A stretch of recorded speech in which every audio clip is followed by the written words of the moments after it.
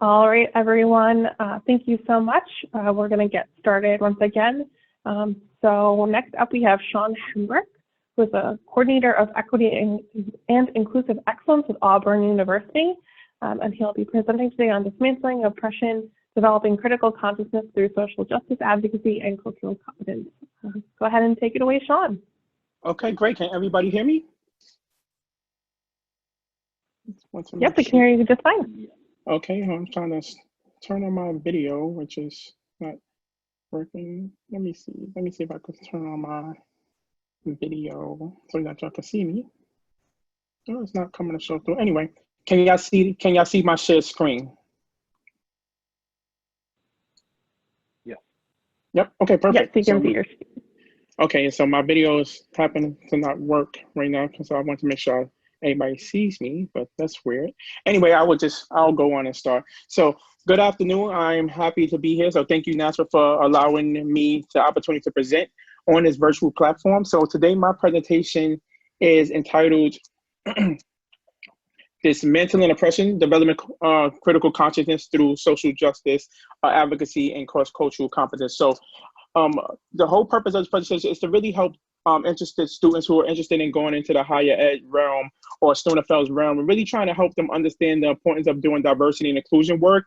I work at our diversity and inclusion office at Auburn, so it's really important to really help students who are interested in coming into this work really have an idea of the importance of diversity and inclusion, and really development of critical consciousness through looking at social justice advocacy as well as cultural competence. So the format for this presentation is really focused on a multitude of different things. So first, I really want to define how do we look at social justice, and really really set forth a definition for what that looks like. Then I want to talk about understanding what oppression looks like, and kind of really understand how we could dismantle this system. Then I really want to help everyone understand how to go about development of critical consciousness, understanding social justice advocacy, and understanding what that looks like in the work that it is that I do, as well as what students could do going into a graduate program. Next, I want to talk about establishing a cultural competency for social justice. And then we're going to talk about creating that sense of urgency for social justice advocates as they start and go into their graduate programs, whether it be in higher ed or another program. And then I really want to touch on some important tips on social justice advocacy that I think will be essential to helping students who are interested in doing this work. And then I will leave any room for questions if there may be so. So when you think of social justice, a lot of times people think of diversity, they think of inclusion, they think of what it looks like when being equal on a campus. You heard the word social justice a lot. So it's a big word, as well as diversity and inclusion when it comes to college campuses. But I really want to focus on this definition from Leanne Bell that really kind of summed up what social justice is really about. Social justice is both a process and a goal. So it's a process, it takes work. Not only is it hard work, but sometimes it can be emotional work, but it's also a goal. It's something that we really want to accomplish in the work that we do in higher education, as well as just the world in general. The goal of social justice is full and equal participation of all groups in a society that is mutually shaped to meet their needs. So pretty much it's about that equity, but it takes participation from all groups, all different backgrounds, all different areas to really kind of work together collaboratively to shape the needs of their communities. It includes a vision of society in which the distribution of resources is equitable and all members are physically and psychologically safe and secure. So again, really thinking about the importance of social justice and what that looks like. So equal distribution of resources, being equitable in everything that we do, equitable in the work, and understanding that it's not only about the physical, but also the psychological, and making sure that everybody is understanding that when we talk about social justice, it's about really looking at it in a safe and secure way, and doing so through the various different programs and initiatives that really help us to kind of push forth the importance of diversity and inclusion work, especially in the higher education realm. So the whole purpose of this presentation is to talk about understanding oppression. So we want to dismantle this systemic system of oppression. So when you think of oppression, you think of one, holding down like a oppressed and not like a social group for access and potential in a given society. So when the first thing when you think about oppression, a lot of people kind of think of the civil rights movement, right?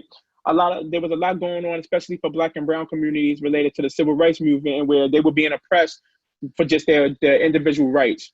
So I really am focused on how could I help students who are interested in higher education coming into this work really understand the importance of dismantling the system. When you think about oppression, you really have to think about yourself and the various different biases and various different cultures that you come from. And understanding oppression, we got to look at not only prejudice, but discrimination. We have to look at discrimination between various different social groups and one another.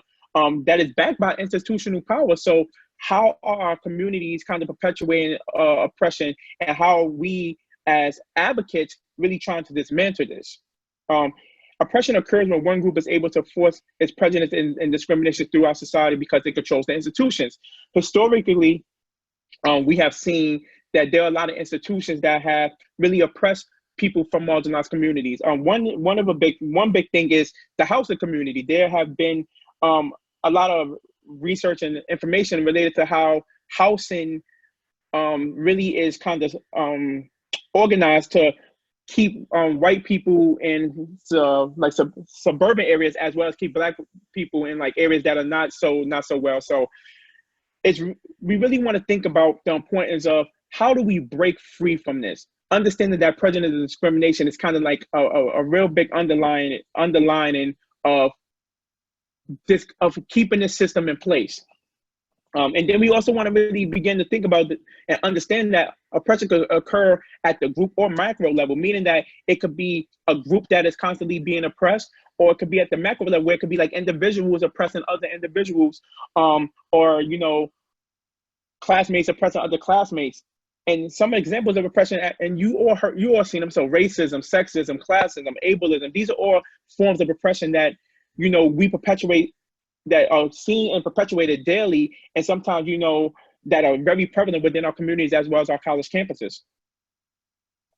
So in order to break free and dismantle oppression, we really want to begin to kind of think about developing a critical consciousness and really understanding what social justice advocacy is. So social justice advocacy is pretty much organized efforts aimed at influencing public attitudes, policies, and laws to create a more socially just society. So advocacy has anything to do with, if you're protesting or if you're advocating, you're like, talking about things that you see in your community that are just unjust.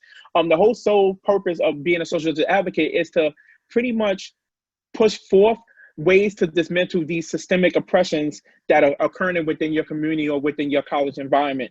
There are a lot of different things to kind of consider when you want to be a social justice advocate. So I really want to focus on these three distinctive areas, however.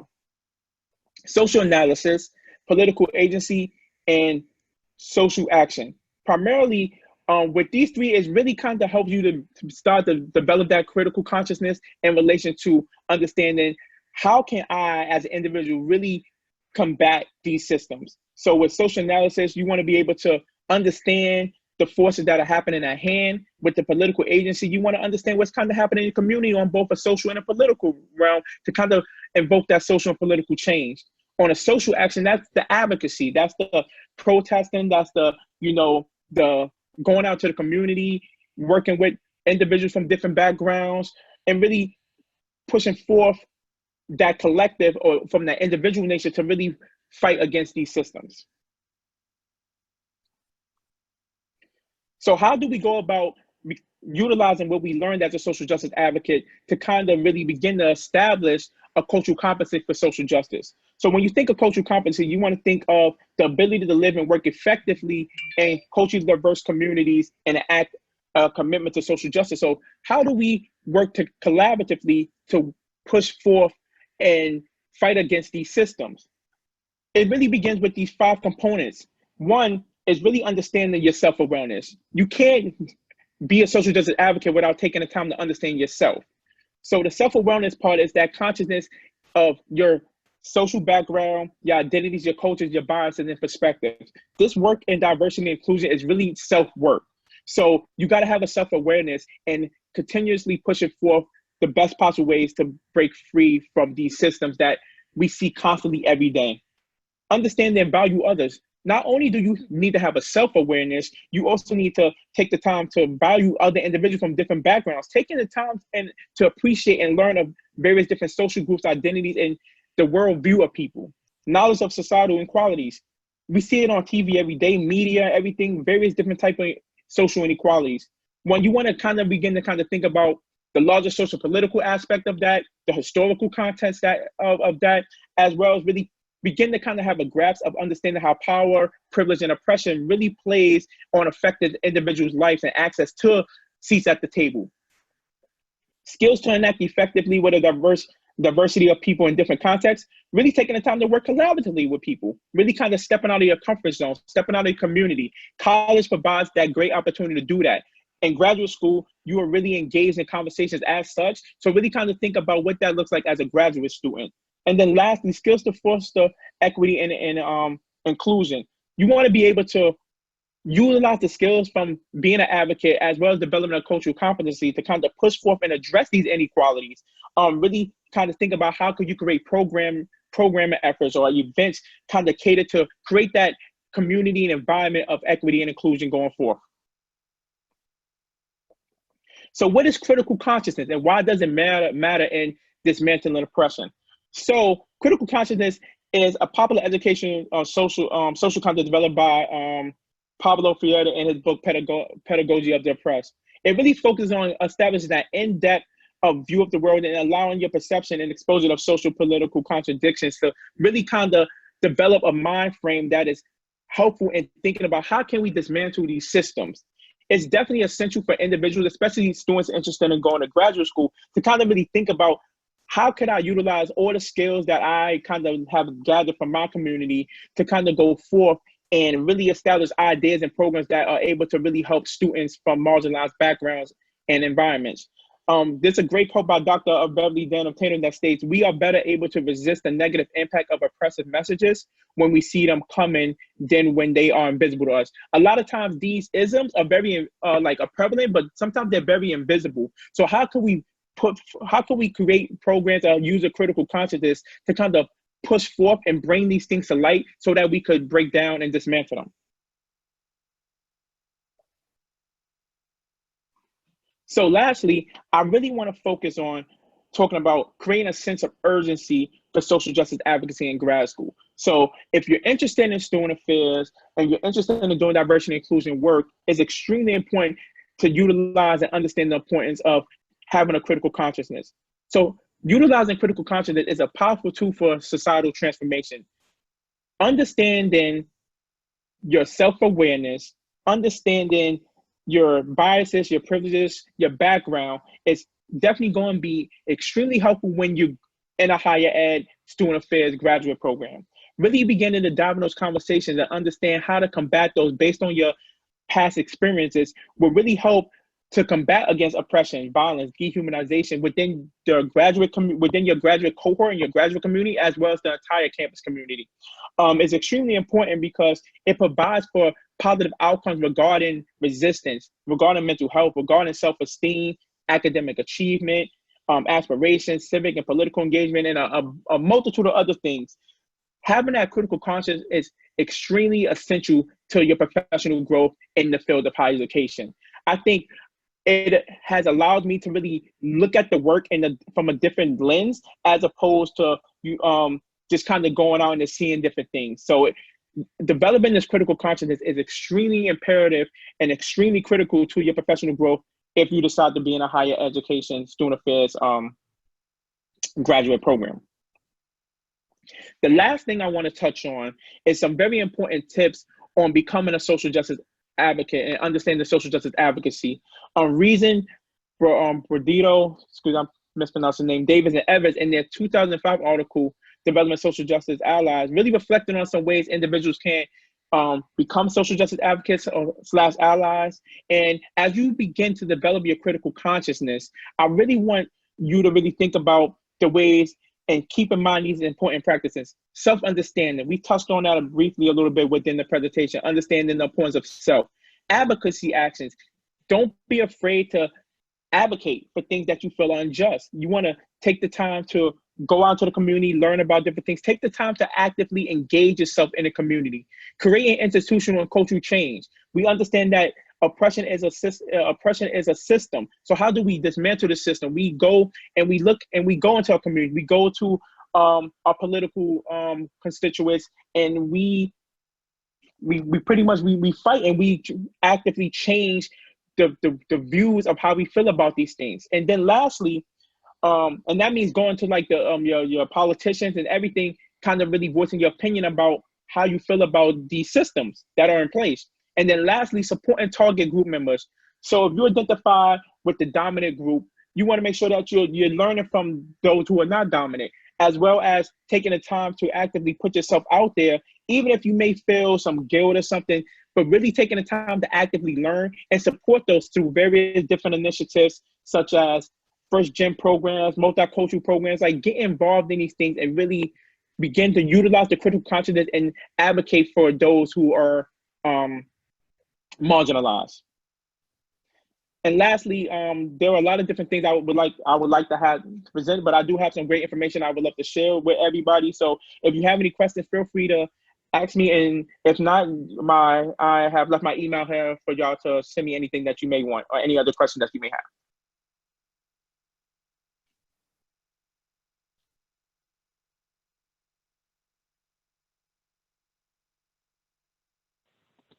All right, everyone. Thank you so much, Sean, for that wonderful presentation. If anyone has any questions before we move on to our next presentation, please feel free to either unmute yourself or you can post them in the chat.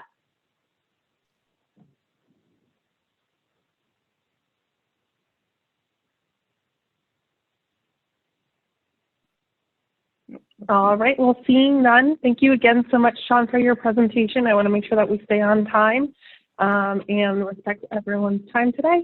Thank you again so much. And if anyone will post Sean's email into the chat, if anyone would like to reach out with questions. All right, thank you again. Greatly appreciate it.